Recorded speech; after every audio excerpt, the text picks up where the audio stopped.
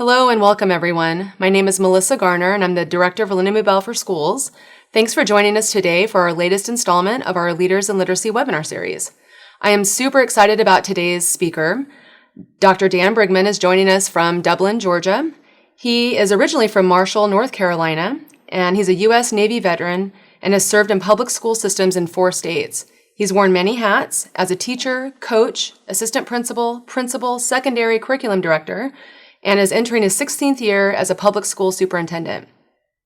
Among his many accomplishments since arriving in Lawrence County in 2017, he's expanded dual enrollment courses and has restructured school schedules to include a 4x4 block schedule in the high schools. And most notably, he has implemented a system-wide literacy approach, also known as Literacy in Lawrence, which he's here today to tell us more about. So thanks for joining us. I'm super excited to have you. Can't wait to hear more. Hi, Melissa. It's a pleasure to be here with you, and thank you so much for the invitation to join you today. Great. Well, I can't wait to hear. We've got some great stuff to share with everyone today, and I can't wait to hear more about all the moving parts of your literacy initiative. So I guess we can go ahead and get started. You want to tell us a little bit about Lawrence County Schools? Sure. I'm honored to be a superintendent in a rural district that's located halfway between Savannah, Georgia, and Macon, Georgia. Of course, our county seat is Dublin, Georgia, and we serve approximately 6,545 kids, K through 12, but we do offer preschool as well in our school system. Just under 64% of our students qualify for free and reduced lunch, and we do have a one-to-one technology plan that provides laptops to pre-K students through grade 12. So we've invested a lot of money in technology over the past several years in Lawrence County. We're also the 3rd largest county geographically in the state of Georgia. Wow, awesome. Well, you've done some, it was really fun preparing for this webinar with you because I learned a lot about all of the literacy pieces there in the county, and I can't wait for you to share them with everyone else. But yeah, go ahead and jump right in. Well, I'm very excited that our Board of Education, first and foremost, has embraced the importance of literacy and reading at or around the same grade level in grade 3 for all students. It has been an interesting journey, and we have started, when I first arrived, we started looking at the performance data in terms of our Georgia milestone data at the end of grade 3. I asked some questions during my first 30 days here. How are our K2 students doing, and how do we know?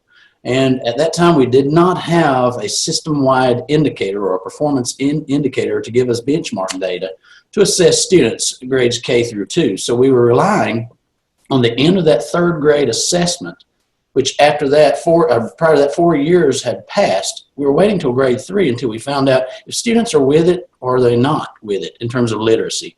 So we circled back around, we looked at our 3rd grade performance data, and basically 1 of 2 students were not meeting performance benchmarks at the end of grade 3 to be at or around the reading levels that we needed to see them to be successful in all academic areas beyond grade 3. So we were trying to react to failure instead of preventing failure early on in grades K through 2. So that is our journey with the initial assessment.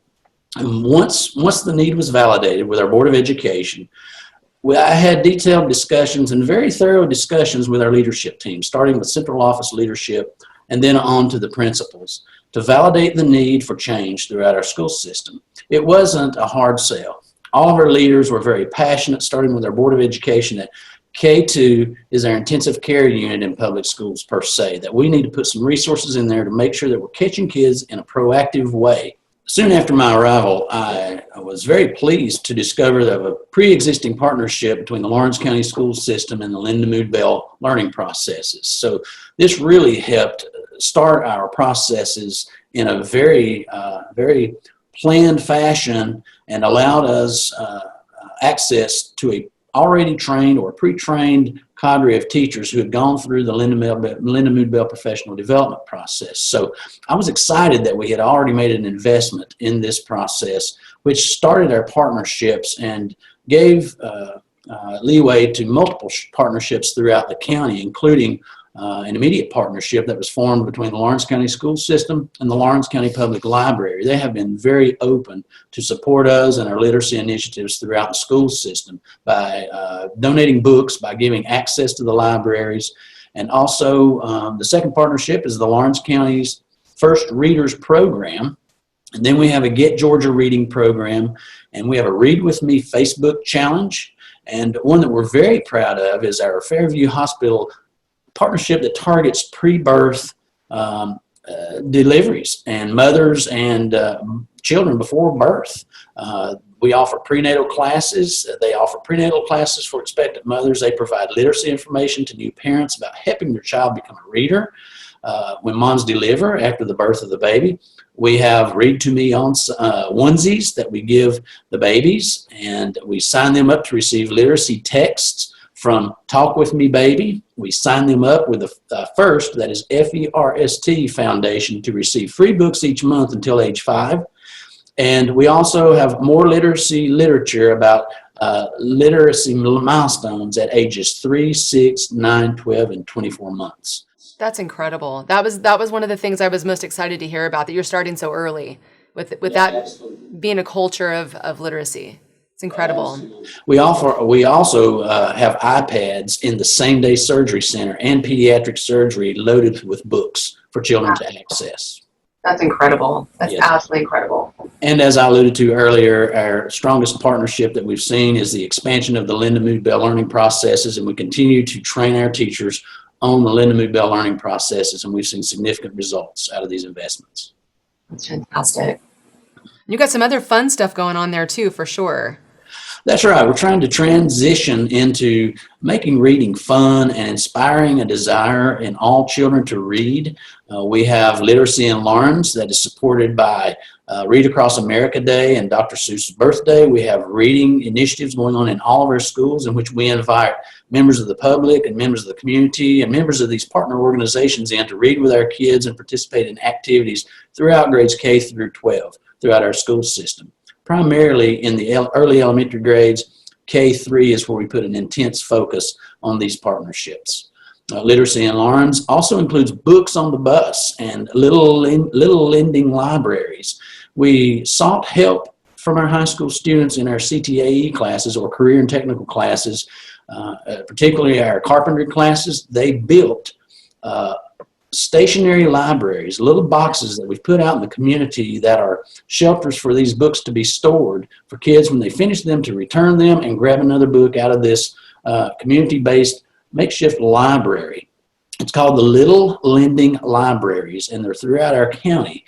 Not only did our high school students build them, our elementary age students painted the sides of these community library boxes in each of our communities. So that was a very exciting process that involved students in the creation of these makeshift libraries.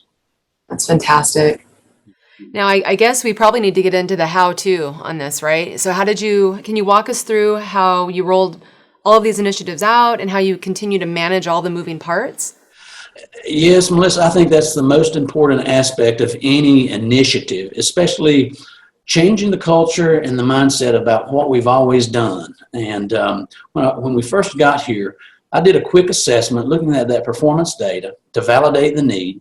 I looked intensely at our human resource allocation. Again, I was very excited that we already had some people trained to deliver the services in reference to the Lindamood-Bell learning processes. So we validated the need, we identified the people that we had available, and then we had to create a culture of collaboration in our school system by designating time.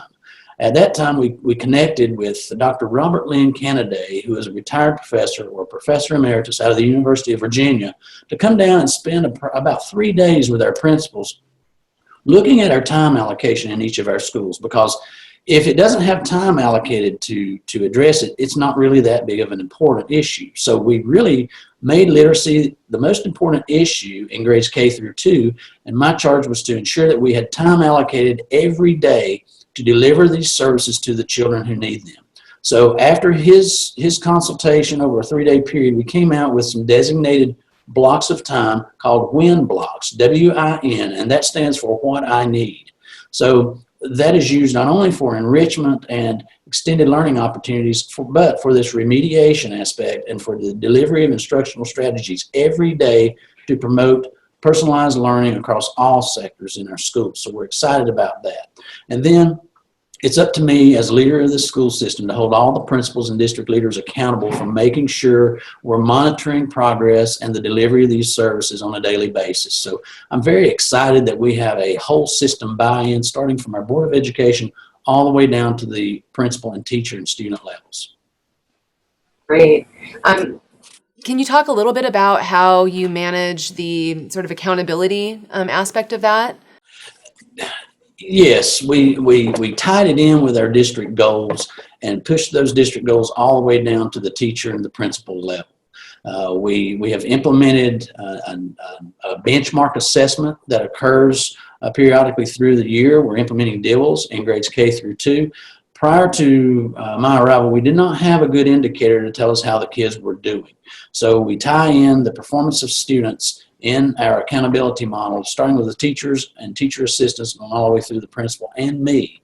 So there are 3 key aspects of the accountability piece. First and foremost is validating the need for the change. The second of all is establishing some non-negotiables. I tried to eliminate excuses, and that was the scheduling piece, to try to eliminate that. Well, there's not enough time during the day, common aspect of resisting change. So we effectively eliminated that by allocating this additional time during the school day. And the final thing is putting the right people in the right place. That's part of the accountability piece. Everyone wants to do a good job, given the support and resources every day. So it was my job to make sure that we had the right people trained to deliver these services to our children, because it takes a passionate person that really wants to see children move forward academically to get them to invest in the time and the skills required to deliver these services for remediation of kids. That's great. Thanks for sharing that. I think you've got a little bit of some results for us. Not a lot of detail here, but and can you tell us maybe how you got started? I think you all started with a summer school. Is that correct? That is correct. We tried to. I felt time passing by was disastrous for us. We couldn't let another summer go by without addressing the needs of our struggling learners. So it wasn't a big sell. I had teachers, volunteers step up to the plate. Money was not even an issue to come up and participate in a summer learning academy or a summer camp supported by the Lindamood-Bell learning processes. So we identified specific students who would benefit greatly from this additional extended learning opportunity through summer school. And as a result, we saw a tremendous amount of gains in Lexile scores across the participants who participated that summer. Not only did we see academic gains that were very, very impressive in terms of literacy gains among our students, I saw a rejuvenation among our teachers who participated in that summer camp. And it was like wildfire spreading through our teacher ranks. The other teachers who didn't participate heard the conversations at the beginning of the school year about the magical things that occurred during that summer camp. And other teachers wanted a part of that, and that just demonstrated to me the passion that our teachers demonstrate for teaching children how to read. And that passion really, it grew on me even more after seeing that first summer learning experience. So our plan now is to expedite a similar approach this coming summer to capture some of those students who would benefit from that extended learning opportunity, to not only try to address literacy deficits, but to prevent any kind of summer learning loss in our county. That's great. And you will implement this throughout the school year, K to 8, K to 12? Yes, ma'am. K-8 primarily right now. I thought. That's great. Do you want to talk a little bit more about that, or that's completely up to you? Absolutely. I have to mention the engagement of our Board of Education in this priority as a school system. We had teachers and students that were so excited about the gains this year, even after the school year started, as a result of this dedicated time for delivery of instructional services. There were several students and teachers and parents wanted to come and give our Board of Education an update on the progress we've made, and to thank our Board of Education, thank them for the investment in Lindamood-Bell in the school system. We had 4 children, elementary and middle-aged kids, come in, announce to the Board of Education their outstanding growth or their significant growth in their Lexile scores, and basically give them written thank you notes, thanking them for changing their lives. And that's what we're in this business for, is to prevent failure, teach for success, and make sure that we're addressing learning deficits early on. Because what I want to do is really change lives, and that's what it takes, is this commitment. And it was a warming experience for our Board of Education. There were some tears in the crowd And it was just very emotional and worth every moment of our time and dollars of our investment towards this initiative. That's so fantastic. I think we actually have some questions for you. Are you up for that? Taking a few questions? Great. Let's see. This is one that we get a lot around here. So how do you address the teacher preparedness issue, right? So new teachers come out of teacher prep programs, perhaps not having a reading background, and it kind of sounds like you're shoring that up, but I was just curious if you want to talk a little bit more about that. That's an excellent question, because I've been dealing with that since becoming a principal several years ago. Teachers are coming out of institutions carrying their certification to teach a certain discipline. And from my observation and my instructional experience at the college level, there's very few courses that teach teachers how to teach reading. We know the children under our care who are really not performing at or around their peer group, but knowing exactly what to do is the biggest challenge. I'm hoping and praying one day our higher education institutions will embrace the science, and basically teaching reading is definitely a science. It can be done. We can teach every child to show gains in reading, but our goal is to make sure every child is reading at their peers' level by the time they leave grade 3. So it's up to us to go back and retool our teachers how to address literacy deficits in our classrooms.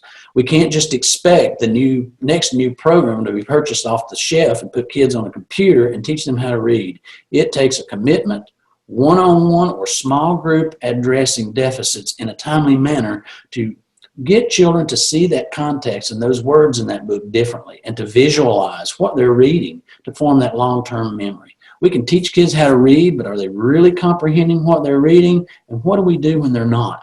And what do we do when they are excelling? So that is the magic that we're trying to instill in our classrooms, is giving the teachers the tools to effectively address literacy deficits throughout K-12.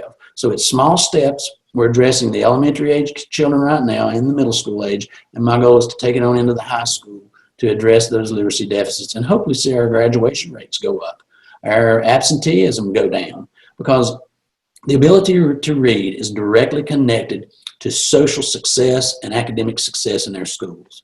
If a child enters middle school and high school and they're not reading at least at a 5th grade level when they enter middle school, it becomes a social barrier for them. They feel unaccepted, they're often bullied, ridiculed. So we're trying to transform our school classrooms by addressing these early learning deficits early in the elementary grades, and hopefully the kids will be successful in all academic areas by the time they get to the middle and high school.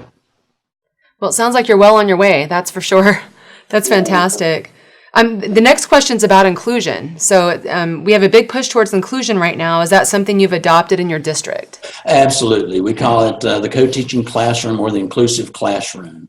Peers have a major influence on their peers, and they learn from each other. So we do have a co-teaching model going on with inclusion, and Lindamood-Bell is a big part of that. That has strengthened that approach, and to address learning deficits at all levels of learner needs. So yes, we're very excited about the structure of our school day, especially the targeted assistance through these WIN blocks. So we're excited about the inclusive environment and our additional blocks to address learner needs.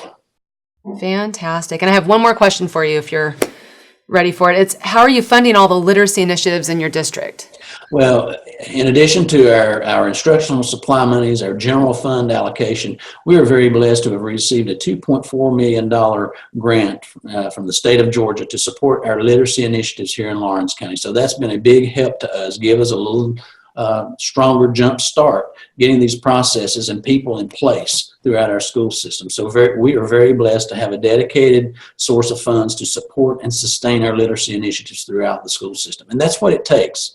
You can't support something like this in one-time monies. We do have a commitment from our Board of Education to maintain these services beyond the life expectancy of the grant or the allocation of our grant money. So I'm excited about the long-term results we're going to continue to see throughout Lawrence County schools. But I'll just say, according to the funding, if it's important, the funding can be found. we can fund it. And it takes purposefully abandoning those programs that are less important or not having a positive outcome in terms of impact on the instructional process. If what we're investing in is not moving children forward and improving teaching and learning, then we redirect those funds into processes that we know are having a positive impact. And that's what we've successfully done throughout the Lawrence County school system. I am just super happy to have you here today, Dr. Brigman. I can't thank you enough. That was so helpful, and I think that'll be helpful to a lot of our watchers out there. So thanks again for your time, and I have some contact information here for everyone if you want to reach out to Dr. Brigman. His information's there, and he's been generous to extend that, and he's happy to answer questions. You can reach out to us if you want to continue any of the conversation. We're happy to connect you all together. But thanks so much for joining us today, and thanks for tuning in.